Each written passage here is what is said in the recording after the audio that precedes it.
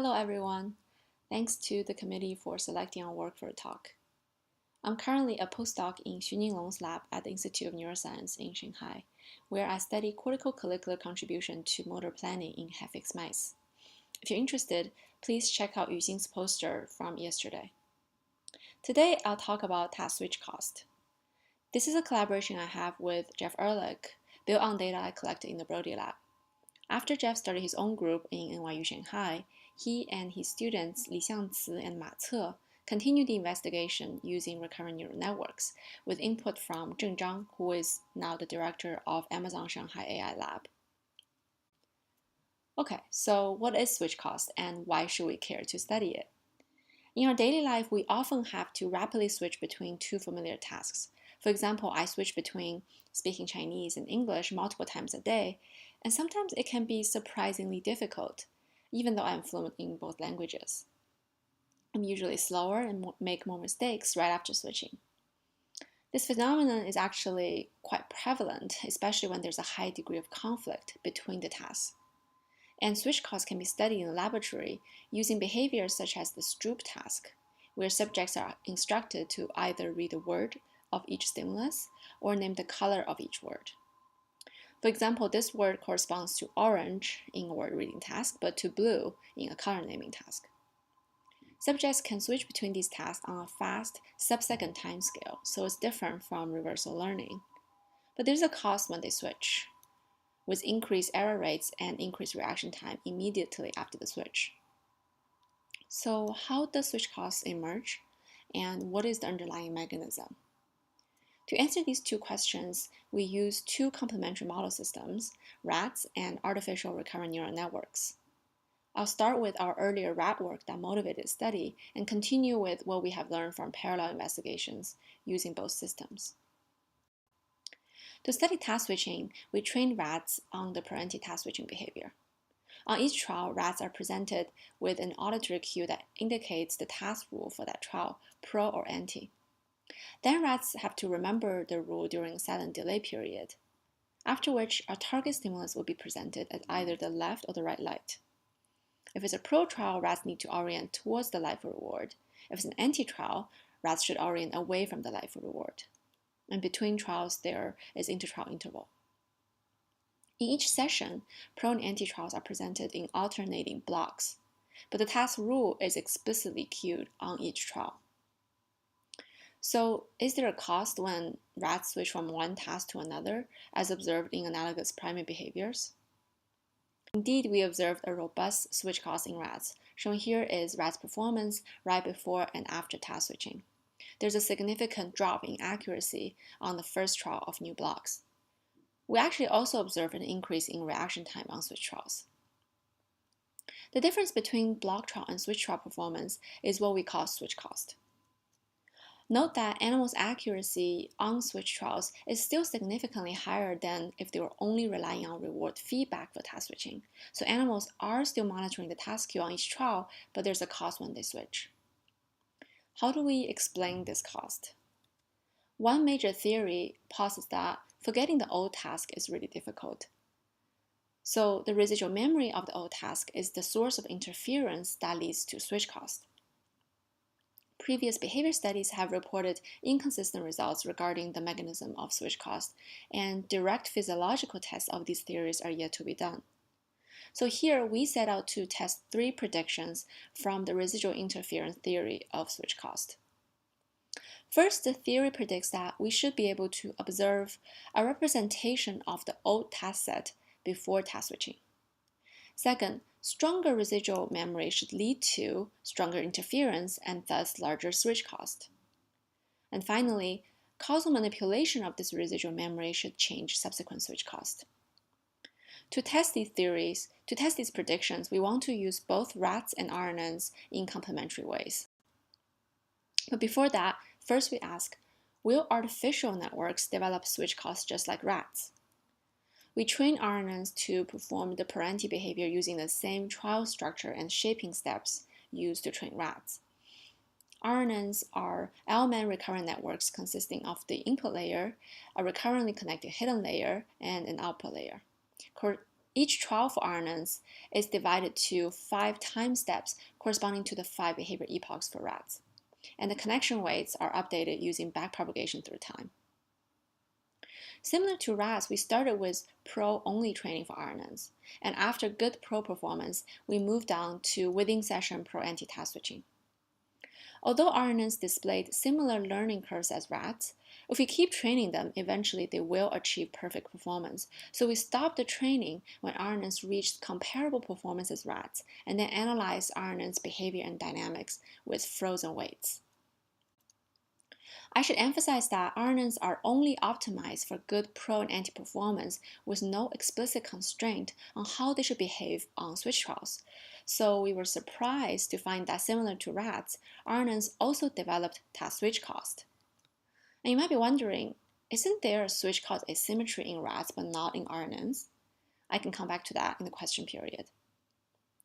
In RNN, further training gradually reduced this switch cost because eventually they are perfect on every trial, and this inspired us to look back at the rat data, and we found a similar trend where switch cost reduced with more training, although to a lesser extent. But what specific aspect of training did the trick? Is it because agents are better at each task, or they gain more experience on task switching? To test this hypothesis, we hold the total number of training trials constant, but vary the block length during training, and found that shorter blocks, aka more practice on task switching, resulted in a smaller switch cost. So more practice on switching is key. So far, we found that switch costs can emerge in biological and artificial agents, thus are not results of specific neural constraints. Instead, switch cost likely results from a lack of experience on task switching.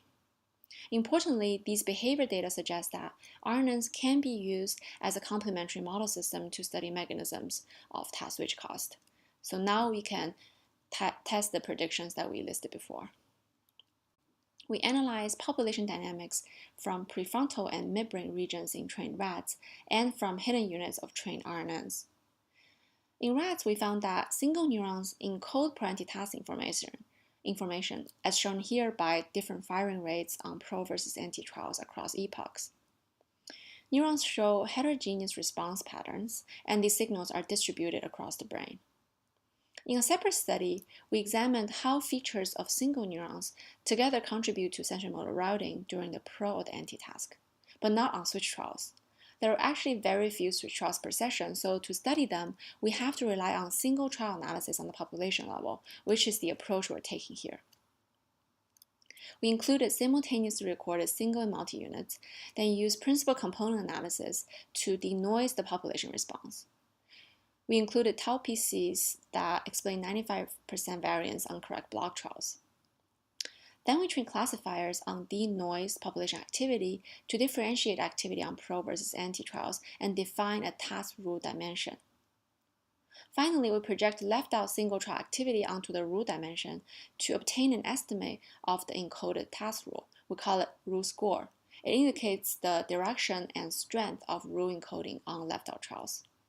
This method allowed us to effectively read out the single trial task rule information from both rat and RNA dynamics. But are these dynamics purely sensory signals, or do they actually influence behavior? We examined neural behavior correlation on a trial-by-trial basis as illustrated here, first focusing on block trials.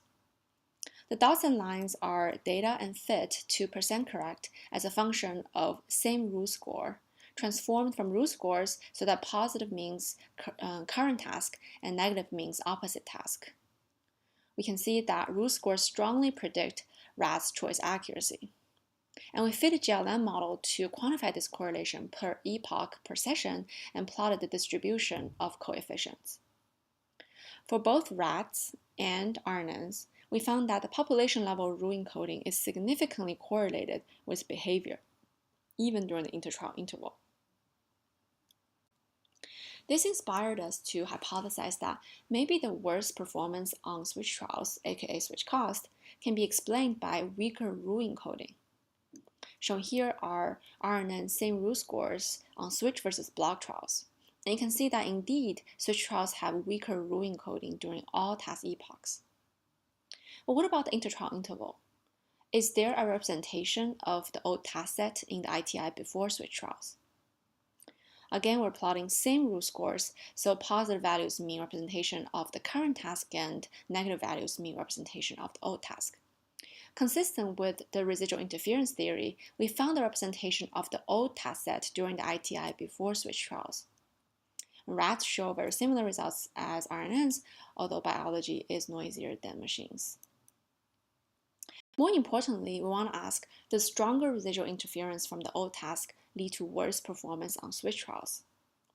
Plotted here in dotted lines are switch trial performance as a function of the ITI rule scores before switch trials. So you can see that the stronger the residual memory of the old task, the larger the switch cost, again consistent with the theory. Finally, let's do some in silico causal experiments to see if perturbing such residual memory could change subsequent cost. First, we tested necessity by silencing ITI activity of the RNN hidden units right before switch trials, while preserving the input of the new task queue.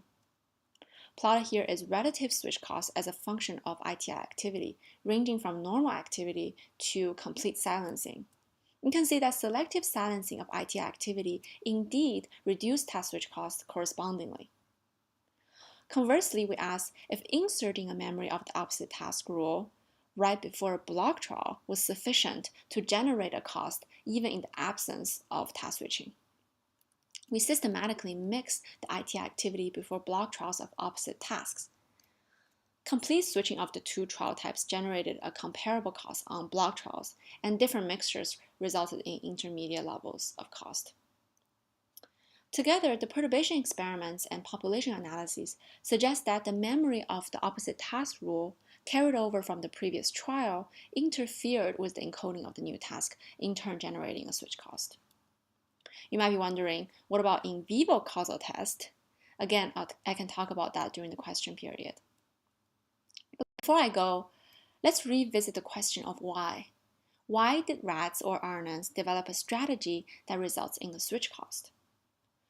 Our data seem to suggest that on block trials, agents partially rely on block identity to compute choice, rather than encoding the relevant task rule on every single trial.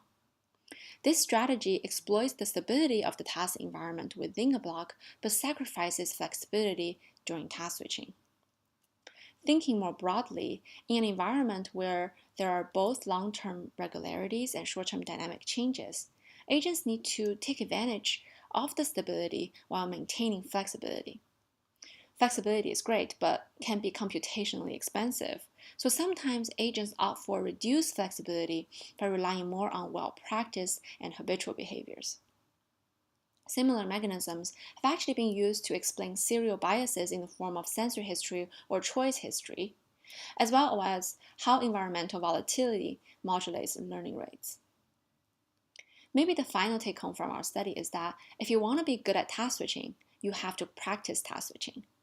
Being too much in the groove for one task could actually put us in a state that reduces flexibility, which is a good segue for my upcoming lifestyle of perpetual multitasking. I'm happy to share that I'm starting my own lab at Sainsbury Wellcome Center, which is an amazing place to do science. And we are hiring, so if you're interested in understanding how animals make value-based decisions under risk and uncertainty, and how animals behave in a multiplayer game, please get in touch. Finally, thank you for your attention, and I'm happy to take questions.